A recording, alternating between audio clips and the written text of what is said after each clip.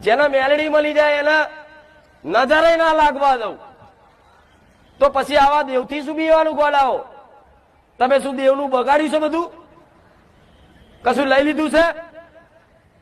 ખાલી તમારે આ સ્વીકાર કરવાનો, જો તમારી માતાનો પર વિશ્વાસ હોય ને કે મારા ઘેર મારી મેલડી બેઠી છે, મારી ચામુંડા બેઠી છે, કોઈ મને નડે નહીં તો કોઈ નડવાય ના દે. પણ તમે જ નબળી બનાવો, તમે જ નબળી બનાવો હાથે કરી. તમે જે ઉકક મારી સારું કઈ માતાનું દુઃખ છે બતાય ને.